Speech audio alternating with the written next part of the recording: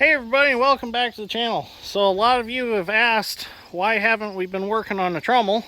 Well, we've been kind of busy. Some stuff came up, and the last couple of weeks have been extremely hot.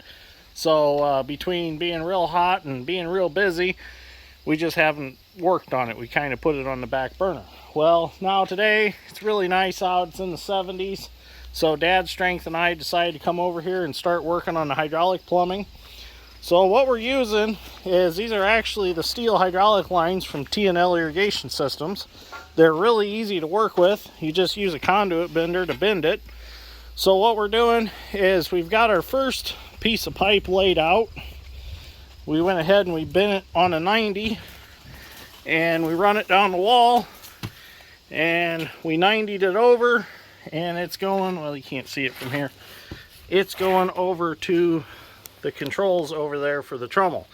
So what we're going to do is, we're going to lay all this out, get it all fastened together. It's all uses compression fittings to hold it together. Get it all fastened together, and then I'm going to come back through with some blocks of wood and fasten it to the tops of the bunker blocks so it's nice and secured, and then it can't move anywhere after that. So what we're going to do now is, we're going to take this length of pipe, and they're about 39 foot long. We're going to take this one, oops, almost fell down. It's kind of hazardous around here. But anyways, as soon as I get up and running, I'm gonna make some stone and fill all this in with it, so it's nice to walk on. But anyways, we're gonna take this length of pipe, and we're going to actually follow the wall down here, and then we will follow our water supply line down to the power unit that runs everything. And we'll have to get that power unit leveled back up, because the rain, we had a lot of rain, and it kind of followed the ramp down and washed out from under it. So we're gonna have to actually pull it back out with Bobcat, reset everything, and start over with that. So, but anyways, we're gonna work on getting this hydraulic plumbing knocked out. At least the feed line ran today. So let's see how far we can get. Let's get started. Okay, so we're gonna bend our length of pipe we need for our next section. Dad's Strength is gonna show how easily it's done.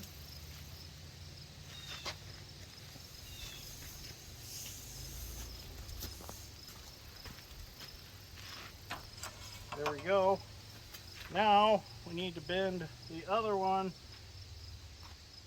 the other direction. That's what I was saying. This is gonna be interesting to do. Yeah, it's got to go out. It's got to go. Well, that's no problem. How deep's our hole over here? Not deep enough. So we got to figure this next bend out. Well, we failed at making this S-shaped bend here. We thought we could do it, but the conduit bender has to be down on the ground in order to make the pipe go around it properly. If it doesn't, it ends up kinking. So we were trying to do it against the truck tire, and we just couldn't do it right. So what we're going to do is, I got the pipe cutter here. We're going to go ahead and just cut this off, and we're going to make a single 90 on our pipe that is going to run away from this. And we've got these compression fittings. I've got extra ones that are used on every splice. We're just going to go ahead and we're going to compression fitting it back together, and we won't have to worry about trying to bend this goofy 90. If the pipe was not so long going the opposite direction, we wouldn't have had a problem, but it's just too long a length of pipe to work with, so we just had to do it this way. We were going to compress on the pipe thread fittings and put a short piece of hose, but I don't have any more of those. So this will just have to do like this. So we'll put our nut on, get that worked on the pipe,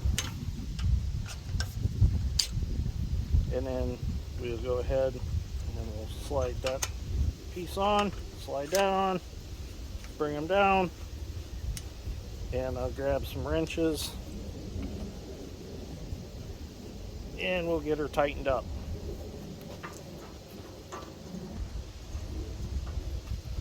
Got my wrenches.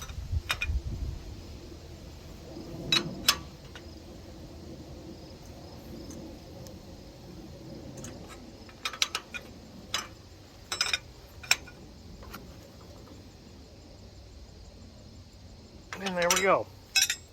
Now that cannot slide off of that. So now we'll bend our other piece of pipe and we'll poke it up in there and tighten her down.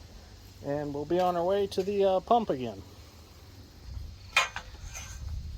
We're going to go ahead and we're going to make another 90 on the end of this. And I'll cut it off so it's real nice.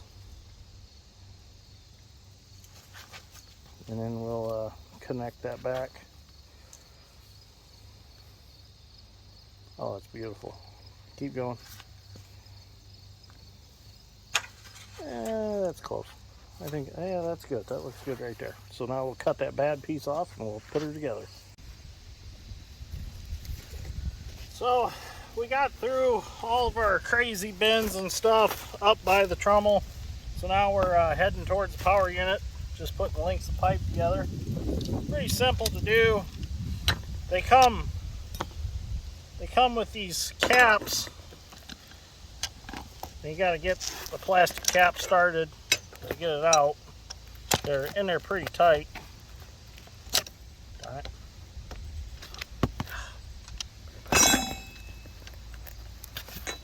Sometimes you can hold them with your hands and get them started.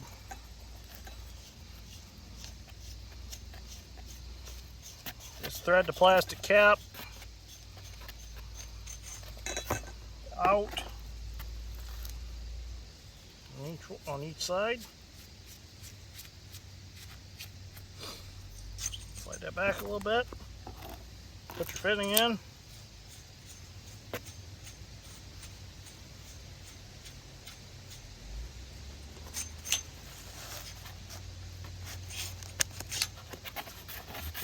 And they're actually pretty forgiving.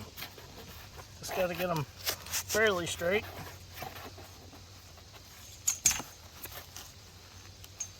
Well, there we go. Then we'll just tighten it up.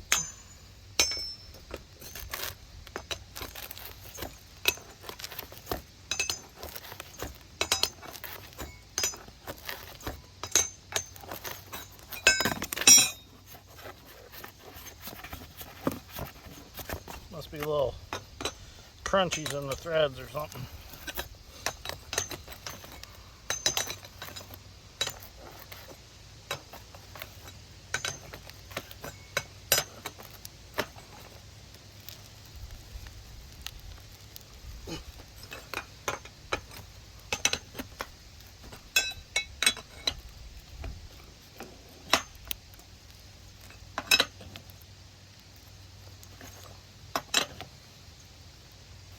And there we go.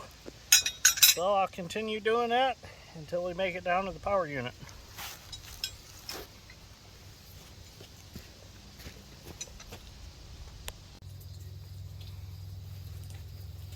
Okay, so we didn't quite get all the way to the power unit with our piping. I need to make a couple more bends to go down into the hole where the power unit is. And I need Dad's strength to help me with that because I can't hold the pipe and bend it at the same time because they're such long lengths. And he had to go home and watch Clara for my sister so she could go do some flower farm stuff. So kind of on my own now, so I figured I'd move on to something that I can do. So we've got our feed line from our pump, our hydraulic pump, coming to our control stand for the Trommel. So each one of these flow valves controls a different part of the Trommel. So first one's going to be feeder box, second one's going to be Trommel drum itself, third one's going to be the conveyor for the pea gravel, and the fourth one will be for baby Trommel. So the thing with the Trommel is before, the way I had it plumbed up, I used two ball valves, and the problem was whichever would start pulling harder would make oil go to the one that pulls the easiest. It'd make it run faster. So with this, I won't have that problem anymore because each one will be fed off their own separate circuit. So that once I get everything adjusted, if the box starts pulling hard, it'll just be by itself and it can't force any oil to the Trommel like it did last time. So there's no T's, no running the same stuff off of a T. It's all segregated now, I guess is what I'm trying to say. So what I need to do is the feed line here. Now, after I get all this plumbed up and I run it, I'm going to run it just a little bit, make sure everything works. Then I'm going to go back through and I'm going to make stands for all these lines and fasten them. But I don't want to go through all the headache of making all the stands and then have to change some plumbing and then have to redo my stands. So it's not going to hurt to run it for an hour or so with nothing fastened. I just hate to waste the time, you know. So we have here, we have our steel feed line and its compression. So I have a compression fitting to a 3/4 inch pipe thread on the other end, and we're just going to simply put that together, thread it together right here. What I'm going to do is eventually I'm going to fasten this to the back of this control stand, and I have to put 2 more anchors in with 2 more nuts on them to hold it completely permanent. I've got 2 of the anchors in now, but like I said, I want to make sure that everything was going to run the way I wanted it, and I was going to like where these controls are. At first, I was going to put the controls up there, but then I thought, well, once I get everything calibrated right and everything's running fine, I don't really need them up there, so I'll just put them down here. That way, if I got a helper or something and I'm up there around the excavator filling the hopper, I can yell down and say, hey, run over there and switch whichever, you know. Or I guess I could have got out of the excavator cab and walked over and changed it. But I think it's just a better situation having it down here closer to the ground. And it's easier to service down here. So this, I gotta pipe dope this because I didn't put anything on the threads yet.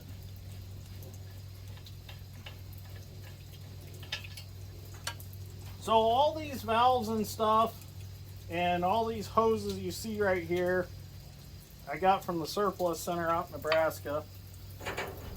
I've actually been working on this project for a long time, and I don't know if anybody watched or remembers the videos from last winter, but I actually started building this whole control stand in my shop at home and brought it out here. So I do have videos of making these manifolds in my shop at home. And I know a couple of guys were concerned with hydraulic pressure, and actually this whole system doesn't run more than 2,500 psi.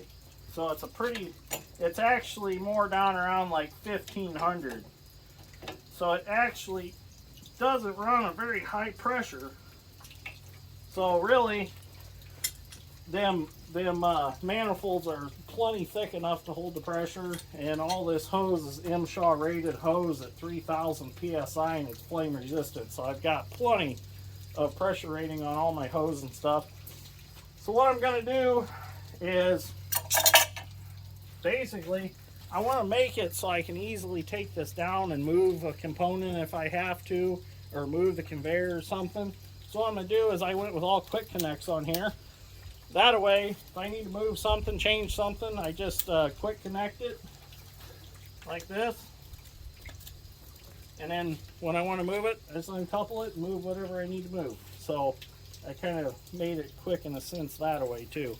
And the return manifold is all going to go on the other wall on the other side of everything. I didn't think there was any need to run all that extra hose and stuff all the way over to here. So I just thought, well, I'll just run the return up there and run all them hoses on the other side of the trommel. So make things simpler, I guess. So now we got all our plumbing hooked up, our feed line over there to our control stand. I'm gonna start working on the plumbing for the return. So when I built the manifold for the return, I didn't make any anchor points for it.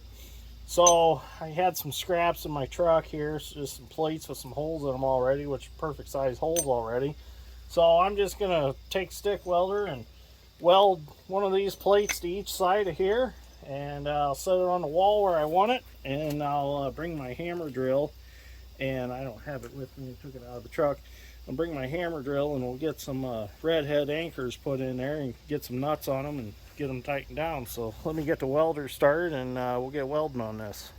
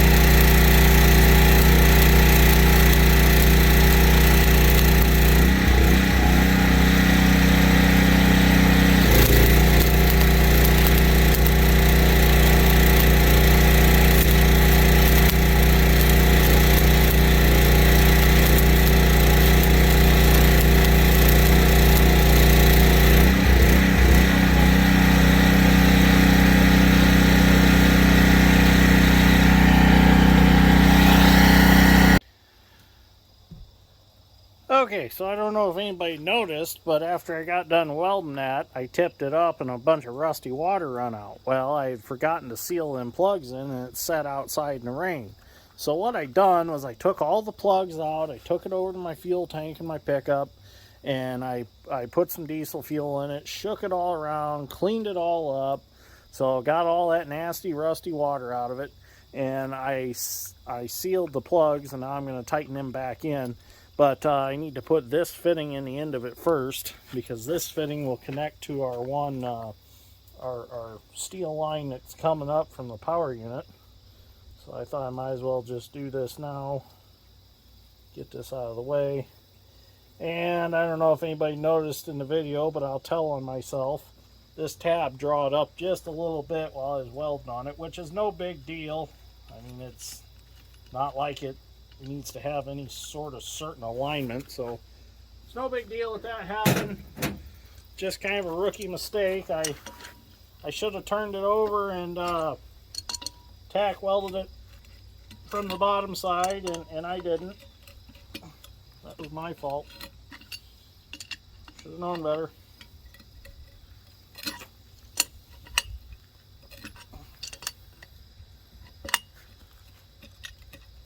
There we go. That's good and tight. Tighten all these up real quick. They don't have to be super tight, just so they're snug. But I'm just going to tighten these up because I'm not sure how quick I'm going to get to putting the rest of the hoses in. And when I did start welding on it, they were all loose. So there was no risk of an explosion. I just stopped partway through and just took one completely out just because I knew it was making a little bit of pressure, and I thought, I better just take one out. But you should, whenever you weld on some sort of pressure vessel like this, make sure that the plugs are out of it, or caps or whatever. That way, if the heat does build up in there and it's got a little steam in there, it don't explode on you like a hand grenade. So same thing, you got to be careful with like track rollers on dozers and excavators too. In the wintertime, you got a frozen roller or something, and you go heating on the undercarriage trying to get that roller thawed out, get the dirt around it thawed out. that roller could potentially explode because I have a moisture inside and the heat causing, pressure. So always keep that in the back of your head. I've heard of it happening. I've never seen it happen. I've never had it personally happen to me, but I've been told it's not a good situation. And I've been told the same thing about spools between disc blades on discs. Guys will go to heat them, trying to get them off the disc axle, and they'll explode like a hand grenade. So stuff to keep in mind and remember. So I'm going to carry this over there and get the hose put on it, and then that'll probably be it for today. So as we walk around to go plumb that last manifold up, I just figured I'd stop and show you how Dad's Strength and I done these lines right here. As you can see, we headed them over towards the power unit. So, and then we come up the wall, and being we couldn't make that curve, that S curve right there, that's what we came up with. And it works nice. It turned out nice because now we were able to swivel the lines there to aim them in the right direction. If we would have just made a bend there, we wouldn't be able to have swiveled them around to get our right direction. So everything happens for a reason. It turned out for the better the way we did it. So I'm happy with it. So let's head down the wall down there and let's get that manifold put in. So here's where our manifold's gonna set. Got some fittings that I need to bring yet. I think I'm gonna put 90s on these with a quick coupler. Not quite sure yet. I don't think I want to do them straight up and down and rely on a hose bowing over. I think I'll just put 90s on them.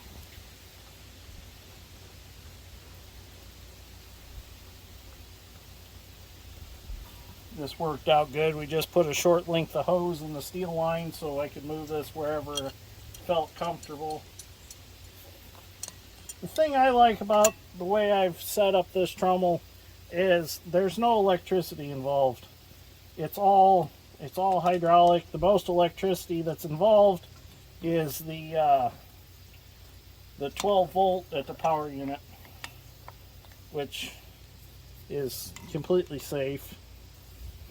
A lot of big wash plants and stuff, they're using 483 phase and stuff, and you got to worry about grounding everything and worry about getting shocked. And a wash plant with electric is kind of a bad thing if you ask me, because what do you got? You got wet dirt, water, and all kinds of other wet stuff with electricity. It's just not a good idea. So with a hydraulic driven one like this, it's a lot safer. So that's why I like the monster that I created here. It's pretty safe. I'm gonna get some handrails and stuff put up there by the box so you can see it. So up there on top of the blocks, I'm gonna do some handrails and stuff like that and make it safe up there too. So anyways, that's gonna be it for this episode of Dirt Rain Steel. I know a lot of guys have been asking about the Trommel, and figure we'll do an episode on it today and pacify them until we can get over and work on it again. So hopefully, maybe see how the weather turns out. Maybe this weekend we'll get to run it some. So we'll see what happens. At least get everything turning the way it should. I don't know about actually cleaning any stone or anything like that, but we'll at least have it running. So anyways, if you enjoyed this episode, I can't talk. I do that a lot. If you enjoyed this episode, give me a like. I'd greatly appreciate that. And remember to share my videos with your family and friends and other social media platforms, because it really helps me out every time somebody shares a video, because somebody else watches it and somebody else subscribes. So we're knocking on 8,000 subscribers door. We're at like 75, 70 or something like that today. So we're getting close to the 8,000 mark, which I'm pretty excited about that. So, but my goal is hopefully by next year I'm at 10,000 subscribers. That's my goal that I'd like to hit. And if everybody would help out, that would be greatly appreciated. So, but anyways, thank you for watching. I greatly appreciate it, and I'll see you all in the next one.